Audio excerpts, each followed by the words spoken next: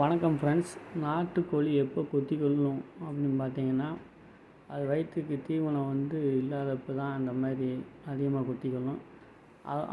அதாவது கூட்டம் அதிகமாக இருந்தாலும் கொத்தி கொள்ளும். இப்போ பார்த்தீங்கன்னா, இது நல்லா தீவனம் சாப்பிட்டு அதோட வேலையை பார்க்குற மாதிரி சும்மா ரிலாக்ஸாக தான் தெரியும். ஆனால் கொஞ்சம் டாமினேட் பண்ணுறது உங்களுக்கு பார்க்கும்போது சில நேரம் தெரியும். இதனால் பெரிய பிரச்சனைலாம் எதுவும் வராமல் அது பாட்டுக்கு ஒன்றா தான் இருக்கும். அவனுக்கு தீவனம் தான் மெயின்.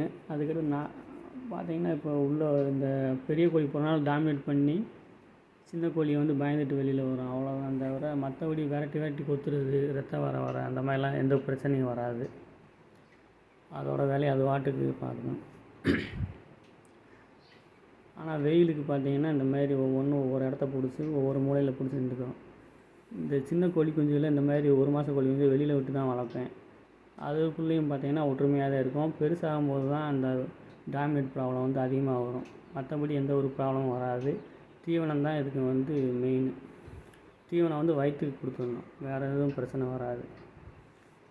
Okay friends, thank you.